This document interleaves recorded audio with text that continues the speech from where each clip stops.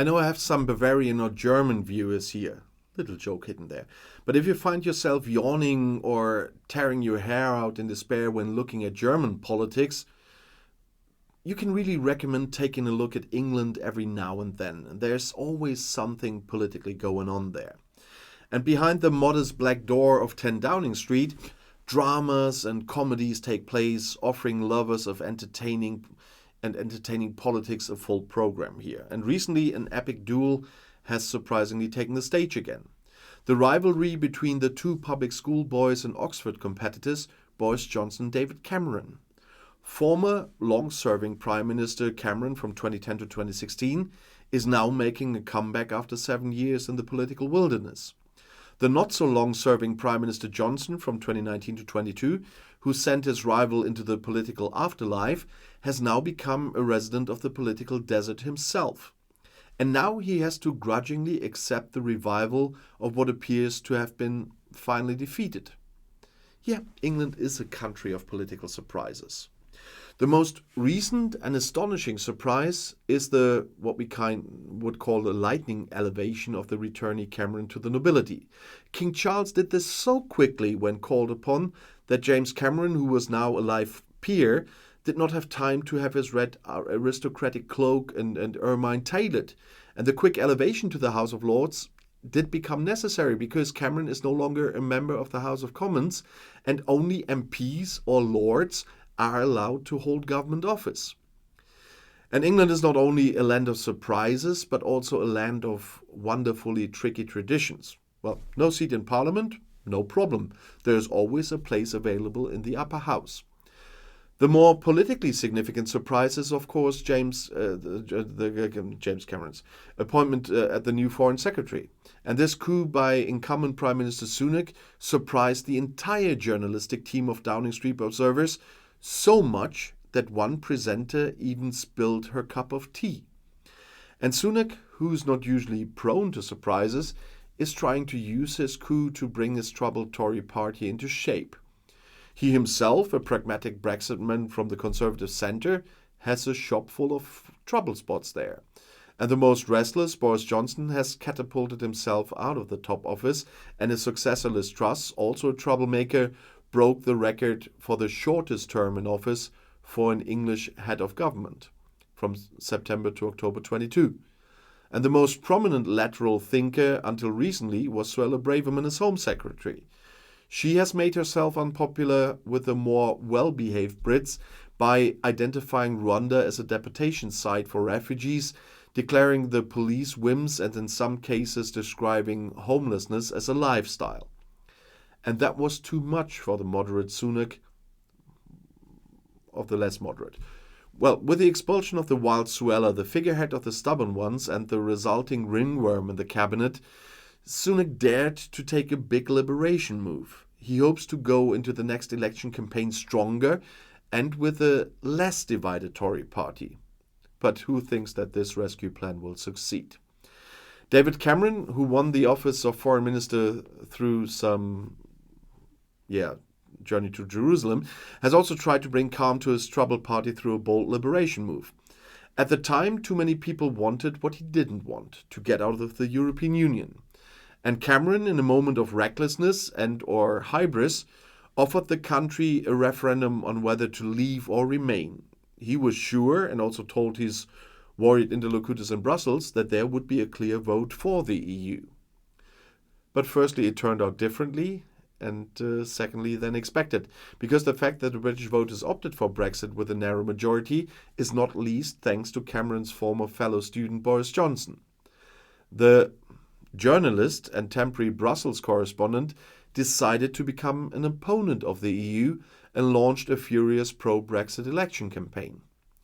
With the result that Cameron resigned in defeat and Johnson, after an interlude with having Theresa May, moved into Downing Street.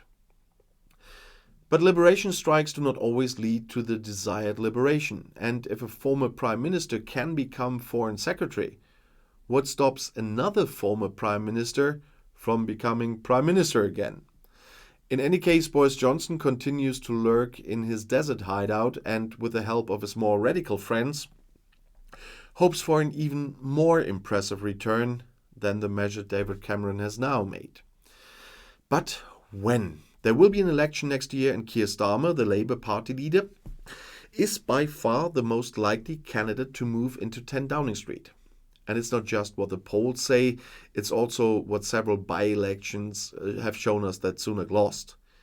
But can he overthrow his liberation before the election? A whole year is a long time in politics, but it's a short time to unseat a sitting prime minister. And it would be the third change in 4 years, not a very conservative result. Now, it looks as if Rishi Sunak could stay in office and, as master of events and with all honours, lose the coming election. Which is why David Cameron will probably only be able to enjoy his position as Foreign Secretary for a few months. But after all, as a Lord, he now has a place in the upper house for life. And in Britain's political glasshouse culture, peerage is usually given to those officials and dignitaries who are retiring after more or less meritorious periods of service and are receptive to a little fame. David Cameron, on the other hand, whose 6 years as Prime Minister ended in defeat in the Brexit referendum in 2016, morphed into Lord Cameron on Monday as he made his way back into politics. The rapid appointment to the peerage was necessary because, according to unwritten British law, members of the government must have a seat in Parliament. And since Cameron also gave up his lower house mandate after resigning as Prime Minister 6.5 years ago, he now has to take his seat as a peer in the upper house. The peerage has another advantage from the perspective of incumbent Prime Minister Rishi Sunak, who gave his cabinet carousel a big boost on Monday. It gives Cameron, who at the age of 57 still retains some of the mischievousness of English boarding school students, a kind of statesman-like dignity now. And it weakens the idea of direct political competition between the incumbent Sunak and his predecessor Cameron. And in addition, Cameron's seat in the upper chamber of Parliament has the effect that, as Foreign Minister, he cannot sit on the front bench of government members in the House of Commons and therefore does not have to face the opposition's criticism, which is presented with particular vigor in Great Britain. That's why it's more entertaining than in Germany. But even with the expulsion of Suella Braverman and the entry of David Cameron into the cabinet, the government in London continues to be firmly right-wing. For a year, Rishi Sunak presented himself to the British as a guarantee of stability and reliability. They, but above all the economy, desperately needed that. The ex-banker succeeded the two chaotics Boris Johnson and Liz Truss in the office of Prime Minister still. Unlike them, the Brexiteer tried to reflect the range of conservatives in his cabinet. That's why liberal conservatives like Jeremy Hunt and Michael Gove returned to government, and that is why the incompetent Suella Braverman from the far right wing became Home Secretary again. However, the fact that Sunak is now sending those prone to hateful slogans against asylum seekers and homeless people into the desert does not indicate a change in content. He will continue to govern from the right. But because elections are won in the middle, the government urgently needs to moderate its rhetoric. And the second important personality of the day contributes to this, because I talked to him about Cameron before. He may have failed in the Brexit referendum and made many mistakes in foreign policy, but compared to the handful of untalented loudmouths who were swept into Parliament as a result of Brexit, the smart former PR man remains at the forefront of British politics. The new foreign minister will certainly defend his party and government eloquently. And this is unlikely to be much of use to the Conservatives, though. The British remain determined to change. When a Prime Minister like Rishi Sunak now has to rely on a predecessor as a head of government when selecting his ministers, the word desperate is probably the best way to describe the leading party situation. I said this yesterday already. But how serious things are with the Conservative Party is shown by the fact that Sunak had to create this seat in the House of Lords for his new foreign minister just to be able to appoint him. So all those in the party who consider themselves able to be a minister will be completely offended by this. And of course, by dismissing Suella Braverman as a Home Secretary, Sunak has also made an enemy in the right wing of the party.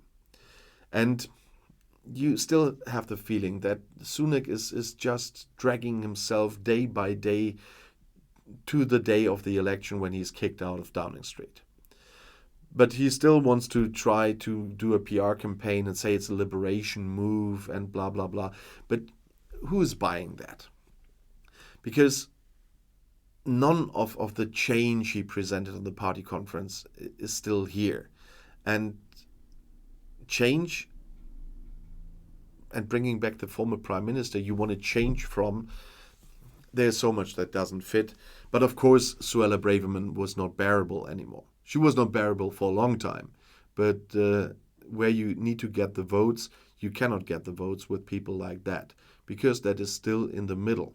But as I said in many videos before, they will still try a lot on the far right to get them there, because they are also afraid otherwise those far right people, which they partly created with their rhetoric, will then go to reform UK. Yeah, vicious circle here. But if you want to know more, the next video is right here in the end screen. I'll see you there. I'll be back.